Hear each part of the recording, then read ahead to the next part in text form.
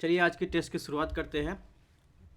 Economic survey का 2022-23 का test number 4 है और ये हमारा टेलीग्राम चैनल है। इस पर आपको जो है सारी पीडीएफ मिलेगी, क्लासेस की इन्फॉर्मेशन मिलेगी। इसके अलावा आप सबको पता ही होगा कि डेली जो है हमारी शाम को 3 बजे टेस्ट होती है, जिसमें फुल लेंथ की टेस्ट भी चल रही है, सेक्शनल भी टेस्ट चल रहा है और इसके अलावा इन्वायरमेंट इकोलॉजी का जो है रिवीजन सीरीज खत्म हो चुका है। यानी जो इम्पोर्टेंट टॉपिक्स हैं, करंट अफेयर जो है इन्वायरमेंट इकोलॉजी का, पॉलिटी का करंट अफेयर ख़त्म हो चुका है और टेस्ट चल रहा है जो यूपीएससी प्रीलिम्स तक टेस्ट चलेगा। और ये इकोनॉमिक सर्वे का टेस्ट नंबर 4 है और इसमें जो है आज हम देखेंगे चैप्टर नंबर 7, चैप्टर नंबर 8 के 5 क्वेश्चन देखेंगे इंपॉर्टेंट। और इसके पहले 3 इकोनॉमिक सर्वे के टेस्ट यानी 6 चैप्टर के टेस्ट हो चुके हैं, जिसमें प्रत्येक चैप्टर से हम लोग 5 क्वेश्चन जो है सॉल्व करते हैं इंपॉर्टेंट, जो हमारे प्रीलिम्स के दृष्टि से इम्पॉर्टेंट सेक्शन है। तो चलिए चैप्टर नंबर 7 का शीर्षक है climate change and environment preparing to face the future. जो इसका शीर्षक, चलिए इससे देखते हैं कि इसमें क्या क्या इंपॉर्टेंट सेक्शन क्वेश्चन बन सकते थे, वो हमने बनाए हैं और उसके आंसर क्या होंगे इकोनॉमिक सर्वे के अकॉर्डिंग, लेटेस्ट डाटा के अकॉर्डिंग।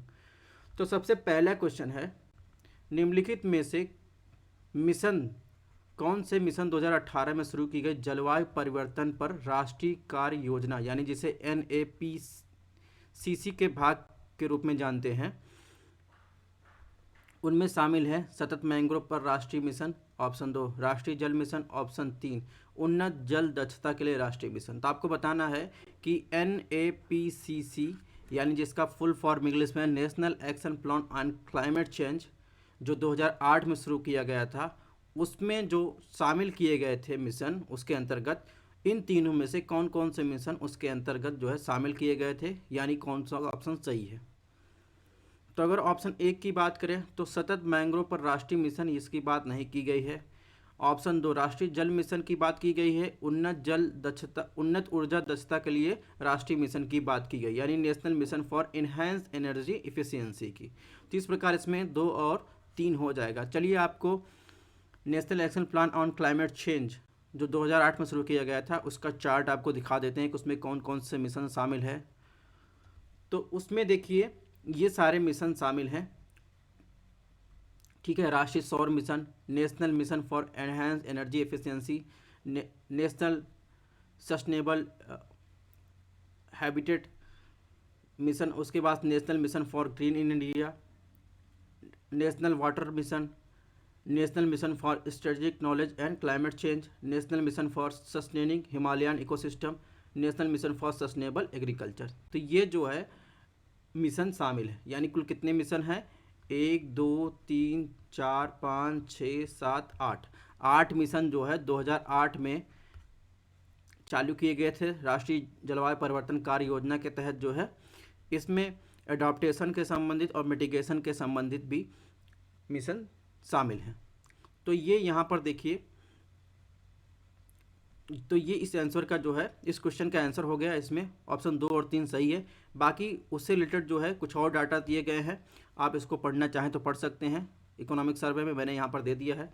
क्वेश्चन नंबर 2 की बात करें तो हाल ही में भारत सरकार ने पेरिस समझौते के अनुच्छेद 4 के अनुरूप राष्ट्रीय स्तर पर निर्धारित योगदान यानी NDC, जिसे नेशनल डिटरमाइंड कॉन्ट्रीब्यूशन के नाम से जानते हैं, को आध्यात्मित किया है। इस संदर्भ में निम्नलिखित कथनों में से भारत में आध्यात्मित NDC के हिस्से हैं, यानी in this context which of the following are part of the India update NDC। ठीक है, आध्यात्मिक मतलब अपडेटेड NDC के हिस्से के बारे में पूछ रहा है। ऑप्शन 1 की बात करें 2030 तक गैर जीवाश्म ईंधन आधारित ऊर्जा संसाधनों के लगभग 50% संचयी विद्युत शक्ति स्थापित क्षमता हासिल करना। ऑप्शन 2 2005 के स्तर की तुलना में 2030 तक GDP के संदर्भ में उत्सर्जन की तीव्रता 45% तक कमी करना। ऑप्शन 3 2030 तक अतिरिक्त वन और वृक्षारोपण के माध्यम से 5 से 10 बिलियन टन कार्बन डाइऑक्साइड समतुल्य के अतिरिक्त कार्बन सिंक का निर्माण करना। ठीक है, तो आपको बताना है कि जब जो अपडेटेड NDC है उसमें इन तीनों में से कौन कौन सा जो है कथन सही है। इसके पहले NDC जो नेशनल डिटरमाइंड कॉन्ट्रीब्यूशन तैयार किया गया था 2015 में तैयार किया गया था, उसके बाद अभी वर्तमान में उसको अपडेट किया गया। तो चलिए देखिए इसमें क्या क्या है। अगर ऑप्शन ए की बात करें तो ऑप्शन ए बिल्कुल सही है, ठीक है।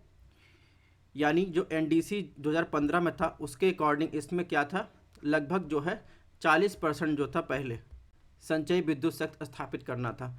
वहीं अपडेटेड की बात करें, अपडेट होने के बाद जो एनडीसी का टारगेट हुआ वो कितना हो गया, 50%, ठीक है। तो इस प्रकार ऑप्शन एक जो है सही है। इसके अलावा ऑप्शन दो की बात करें, ऑप्शन दो भी सही है। 2005 के स्तर की तुलना में 2030 तक जीडीपी के संदर्भ में उत्सर्जन की तीव्रता 45% की कमी करना। तो इसमें पूछा अपडेटेड एनडीसी के बारे में पूछा है।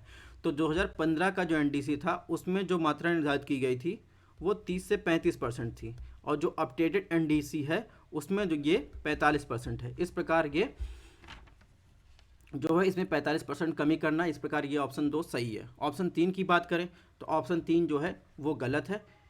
यानी इसमें जो बात किया गया है 2030 तक अतिरिक्त वन वृक्षारोपण 5 से 10 मिलियन टन कार्बन डाइऑक्साइड समतुल्य अतिरिक्त कार्बन सिंक का निर्माण करना। तो एनडीसी 2015 में ये टारगेट था 2.5 से 3 बिलियन टन कार्बन सिंक, और अपडेट होने के बाद भी इसका भी टारगेट यही है 2.5 से 3 बिलियन टन कार्बन जो सिंक। तो इस प्रकार इसमें जो है यानी अपडेट होने पे ये ऑप्शन जो है गलत है। यहाँ पर अगर 2.5 से 3 बिलियन टन लिखा होता तो दोनों अपडेट होने के पहले और अब 2015 में अपडेट होने के बाद सेम जो है टारगेट निर्धारित किया गया था। इस प्रकार इसमें ऑप्शन एक और दो सही है। तो देखिए यहाँ पर दिया गया है कि राष्ट्रीय स्तर पर योगदान जो है ये पेरिस समझौते अनुच्छेद 4 के तहत एनडीसी अपडेट किया गया है।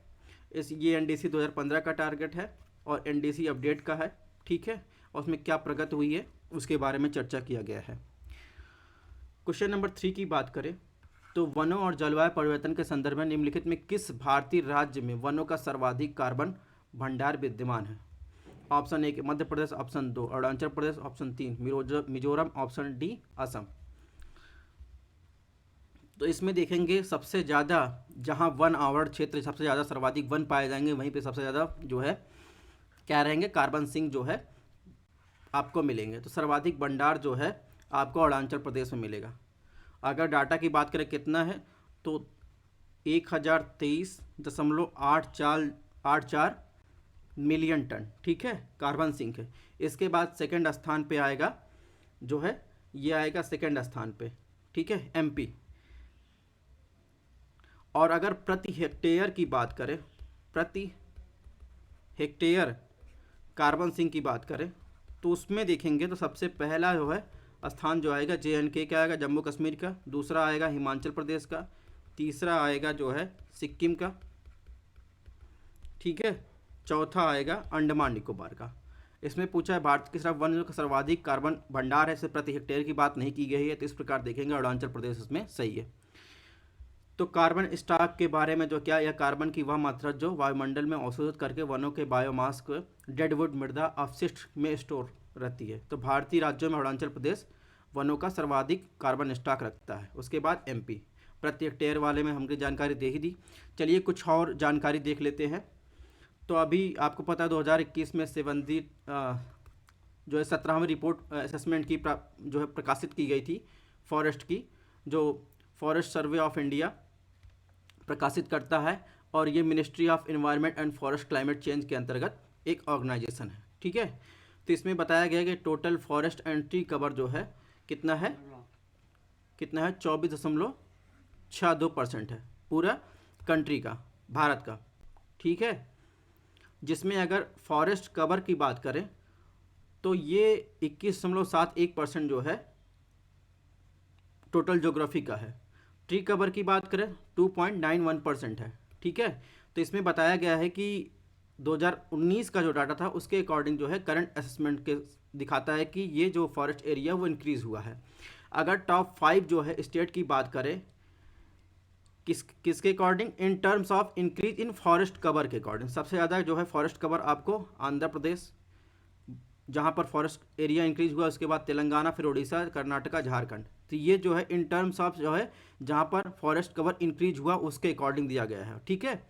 नेक्स्ट बात करें और नॉर्थ ईस्टर्न रीजन की बात करें तो टोटल जोग्राफिकल एरिया का 64.66% जो है वहाँ पर पाया जाता है। तो ठीक है। और इसमें बताया मैंग्रोव कवर भी जो है इंक्रीज हुआ है, ठीक है। Largest forest cover in India की बात करें तो लार्जेस्ट फॉरेस्ट कवर कहाँ पाया जाएगा? मध्य प्रदेश, उसके बाद अरुणाचल प्रदेश, फिर छत्तीसगढ़, उड़ीसा, महाराष्ट्र। ठीक है। अभी इसके पहले वाले में बता कार्बन सिंक सबसे ज़्यादा कहाँ है? कार्बन सिंक आप देखेंगे जो है उसमें बताया था मैंने अरुणाचल प्रदेश में है। तो किस लिए? क्योंकि वहाँ पर डेंस फॉरेस्ट आपको ज़्यादा मिलेगा। ठीक है। तो फॉरेस्ट कवर जो है देखेंगे तो ये महाराष्ट्र में, मध्य प्रदेश में सबसे ज़्यादा, उसके बाद अरुणाचल प्रदेश, उसके बाद छत्तीसगढ़, उड़ीसा। ठीक है। नॉर्थ ईस्टर्न रीजन की बात करें सबसे ज़्यादा मिजोरम, फिर अरुणाचल प्रदेश, मेघालय, मणिपुर, नागालैंड। ठीक है। तो ये कुछ जो है डाटा थे, और इसके बाद इसके अलावा भी बहुत सारे डाटा दिए गए हैं, तो इतना सब जो है आपको पढ़ना नहीं है। क्वेश्चन नंबर 4 की बात करें तो राष्ट्रीय हरित हाइड्रोजन मिशन के अंतर्गत निम्नलिखित में कौन से परिकल्पित परिणाम है? ठीक है। विच of the following outcomes under the national green hydrogen mission? Option 1, प्रतिवर्ष कम से कम 5 मिलियन मीट्रिक टन की ग्रीन हाइड्रोजन उत्पादन क्षमता को हासिल करना। ऑप्शन 2, नवीकरणीय ऊर्जा क्षमता में लगभग 500 गीगावाट की वृद्धि करना तथा वार्षिक ग्रीन हाउस गैस उत्सर्जन में लगभग 200 मिलियन मीट्रिक टन की कमी करना। तो चलिए देखते हैं इसमें क्या सही है। अगर ऑप्शन 1 की बात करें तो ऑप्शन 1 जो है सही है। ठीक है। ऑप्शन 2 की बात करें, ऑप्शन 2 गलत है। यानी इसमें जो 500 गीगावाट की जगह कितना होना चाहिए? 125 गीगावाट। ठीक है। और प्रतिवर्ष जो है ग्लोबल ग्रीन हाउस गैस उत्सर्जन में लगभग जो है 500 जो है मिलियन मीट्रिक टन की कमी करना शामिल है, जो राष्ट्रीय हरित ग्रीन हाइड्रोजन मिशन है उसके अंतर्गत। इस प्रकार देखेंगे इसमें ऑप्शन 1 जो है सही है। तो ये है राष्ट्रीय हरित हाइड्रोजन मिशन की मुख्य विशेषताएं, और 2030 तक संभावित परिणाम की बात की गई। इसमें देखिए ऑप्शन 1 दिया गया है, ये ऑप्शन 2 दिया गया है, इसी से क्वेश्चन बनाया गया है। हस्तक्षेप, नीति रूपरेखा, ये आप सब पढ़ लीजिएगा। क्वेश्चन नंबर 5 की बात करें तो भारत में हरित वित्त, ठीक है, यानी ग्रीन फाइनेंस और सस्टेनेबल डेवलपमेंट के संदर्भ में निम्नलिखित में से किस संगठन ने business responsibility and sustainability report यानी BRSR के तहत एक नई संधारणीय रिपोर्ट आवश्यकताओं को जारी किया है? ठीक है। तो इसमें जो सेबी है उसने ये रिपोर्ट जो है जारी किया है। ठीक है। तो इसमें ऑप्शन बी जो होगा वो सही होगा। चलिए इसके बारे में और डिटेल आपको देखना हो तो उसके अलावा देखेंगे तो सतत विकास के लिए वित्त पोषण की बात की तो ग्रीन बॉन्ड की बात की गई है। ठीक है। IMF ने जो है इंगित किया है कि 2021 में दुनिया भर के लगभग 620 मिलियन अमेरिकी डॉलर का ग्रीन बॉन्ड जारी किए गए थे। केंद्रीय बजट 2022-23 में सॉवरेन ग्रीन बॉन्ड्स जारी करने की घोषणा की गई, उसकी बात की गई है। RBI ने 5 वर्ष और 10 वर्ष की श्रेणियों में 4000 करोड़ मूल्य के जो है बॉन्ड की 2 किस्तों की नीलामी की है। ठीक है। ये कुछ डाटा थे, एक अतिरिक्त इन्फॉर्मेशन। COP27 में भारत ने क्या बात की? तो भारत ने जो है COP27 में भाग लिया और लाइफ पर्यावरण की जीवन शैली की थीम की मुख्य धारा को लाने का प्रयास किया। इसके अलावा भारत अपनी दीर्घकालिक निम्न कार्बन विकास रणनीति को प्रस्तुत किया। ये लीड्स की मुख्य विशेषताओं के बारे में उसमें बात किया गया है। और COP27 कहाँ हुआ था? COP27 शर्म अल शेख जो है मिस्र में हुआ था। ठीक है। तो ये कुछ इन्फॉर्मेशन थी। और इसके अलावा इस चैप्टर में कुछ और इंफॉर्मेशन अंतर्राष्ट्रीय स्तर पर पहले क्या क्या है। अंतर्राष्ट्रीय सौर गठबंधन भारत की पहले भारत द्वारा की गई। इसके अलावा CDRI की बात की गई, लीड IT ग्रुप की बात की गई। तो इन सब बारे में अगर आपको पढ़ना हो तो आप पढ़ सकते हैं। इसके अलावा जैव विविधता कन्वेंशन CBT के पक्षकारों के सम्मेलन COP15 के प्रमुख निष्कर्ष क्या थे, यानी CBT किससे संबंधित है उसके बारे में दिया गया है। प्रोजेक्ट चीता क्या है उसके बारे में दिया गया है, जिसके बारे में आप लोग पढ़ चुके हैं। फिर भी दिया गया है तो हमने इकोनॉमिक सर्वे से लेकर इसको आपको प्रोवाइड करवा दिया है। अब बजट में क्या कहा गया है इस चैप्टर के अंतर्गत जो है ये भी निष्कर्ष हमने आपको दे दिया है, आप यहाँ से पढ़ सकते हैं। इसके अलावा PM प्रणाम योजना के बारे में जो है इसमें बात की गई है।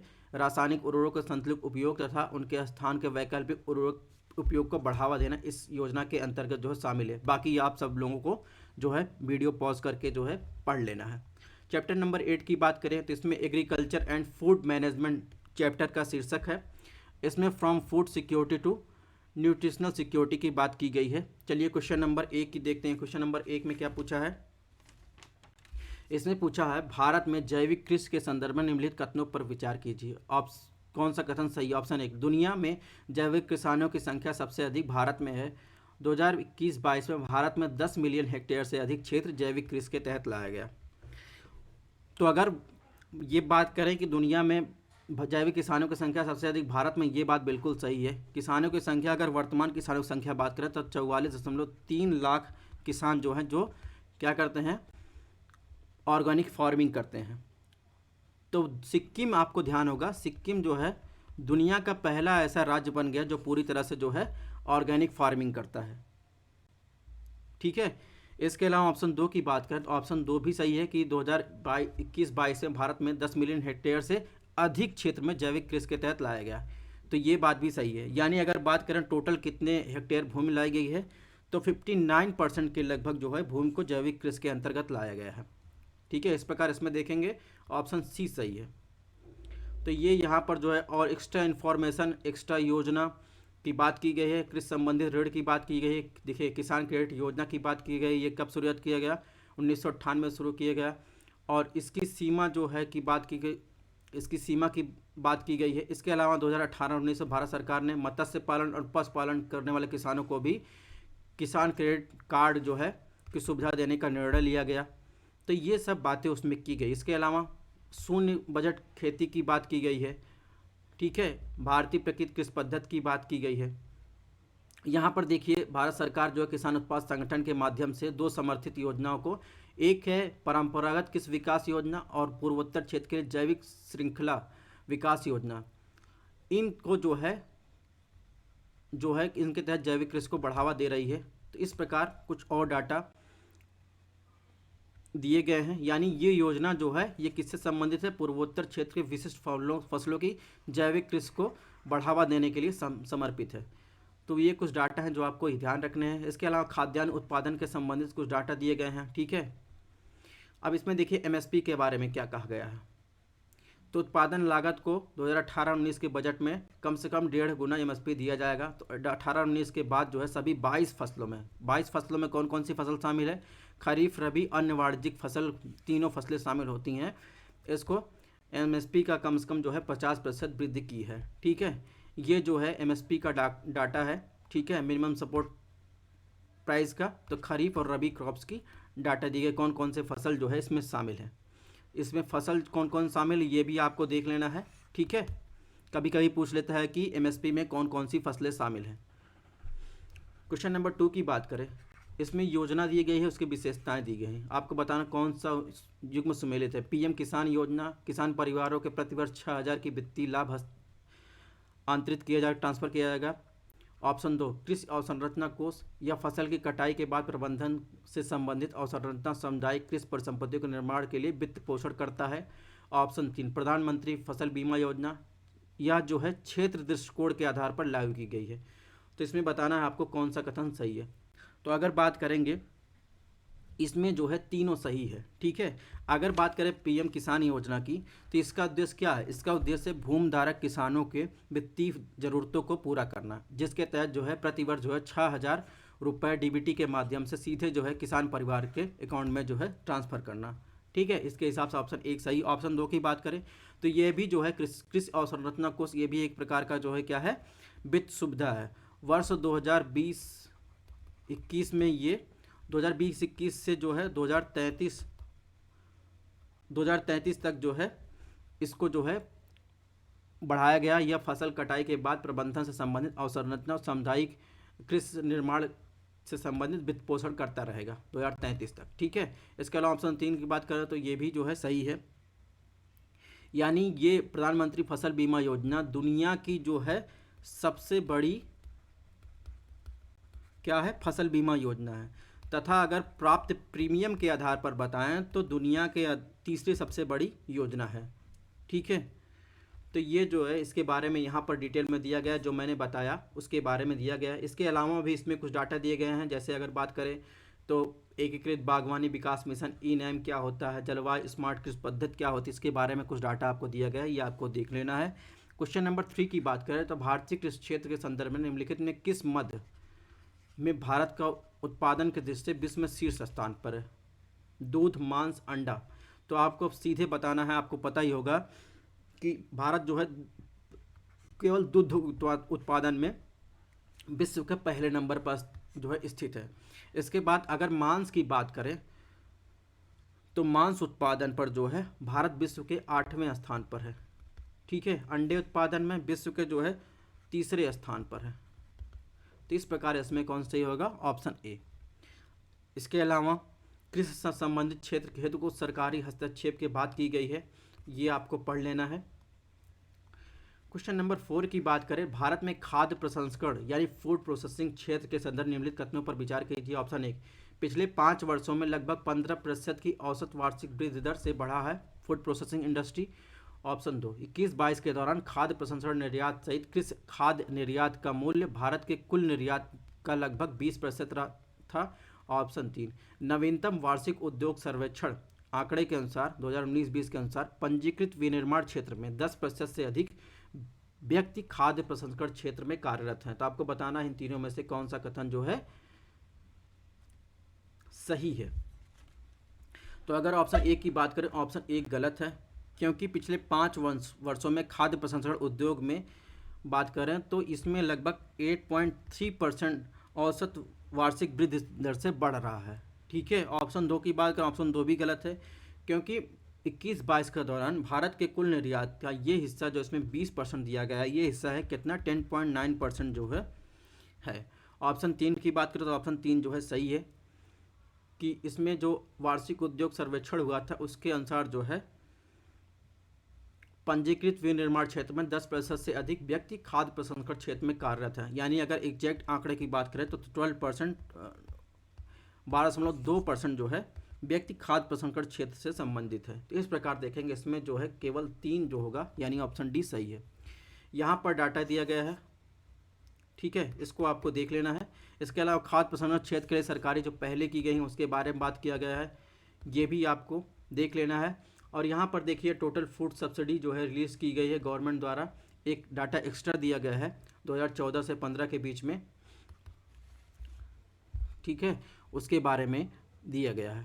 क्वेश्चन नंबर 5 की बात करें, 5 में पूछा है सरकार केवल रबी और व्यावसायिक फसलों के लिए न्यूनतम समर्थन मूल्य ज्ञात जो है जारी करती है, प्रदान करती है। ऑप्शन 2, किसान क्रेडिट कार्ड के तहत कृषि ऋण की सुविधा मत्स्य पालन पशुपालन के संलग्न किसानों द्वारा नहीं ली जा सकती। आपको बताना कौन सा कथन सही है। अभी इसके बारे में हमने डिटेल में एक्सप्लेनेशन दिया था, तो बेझिझक आप इसमें बता सकते हैं, क्योंकि इसका आंसर हम पहले ही बता चुके हैं। तो अगर बात करेंगे तो कि इसमें केवल रबी फसल नहीं शामिल की जाती, बल्कि इसमें जो है 22 फसलें शामिल की जाती हैं। 22 फसलों में क्या क्या आता है? इसमें रबी की फसल आएगी, व्यावसायिक फसल आएगी, इसके अलावा खरीफ की भी फसल आती है। इस प्रकार ये ऑप्शन 1 गलत हो जाएगा। ऑप्शन 2 की बात करें तो ऑप्शन 2 जो है, ऑप्शन 2 भी गलत है, क्योंकि बजट 2018-19 में आंकड़ा हमने बताया था, इसके तहत जो है किसान क्रेडिट कार्ड यानी केसीसी के तहत जो है अब किसान जो है अगर कृषि ऋण सुविधा के साथ जो है मत्स्य पालन कर रहा है वो भी कृषि के अंतर्गत शामिल कर दिया गया, पशुपालन भी कृषि के अंतर्गत शामिल करके जो है किसान क्रेडिट ऋण प्राप्त कर सकते हैं। तो इस प्रकार इसमें ऑप्शन डी जो है वो सही होगा। यहाँ पर जो है एमएसपी के बारे में दिया गया है, तो यहाँ पर देखिए 22 खरीफ फसलें जिसमें रबी अन्य वाणिज्यिक फसलों के साथ जो है खरीफ फसलें भी शामिल हैं। ठीक है, इसमें मत्स्य पालन और पशुपालन करने वाले किसानों को भी जो है किसान क्रेडिट कार्ड की सुविधा प्रदान की गई है। अब बजट इस चैप्टर में, चैप्टर नंबर 8 में क्या कहा गया है, इसका निष्कर्ष इसमें दिया गया है। ये आपको अगर देखना हो तो आप देख सकते हैं, क्योंकि हर बजट के अंत में कुछ न कुछ निष्कर्ष निकाला जा सकता है, इसके तहत ये दिया गया है। तो दोस्तों इस प्रकार जो है ये हमारा जो है चैप्टर 7 और 8 पूरा हुआ, और ये टेस्ट नंबर 4 था। इसके बाद 2 टेस्ट और पूरे होंगे, आपका जो है इकोनॉमिक सर्वे पूरा खत्म। और सेक्शनल क्लास डेली 3 बजे होता है। तो ये हमारा टेलीग्राम चैनल पे आपको पीडीएफ मिलेगी। Thanks for watching. अगर आपको टेस्ट पसंद आया तो चैनल को सब्सक्राइब, लाइक, शेयर भी कर सकते हैं, वो आपके ऊपर है। मिलते हैं नेक्स्ट टेस्ट में।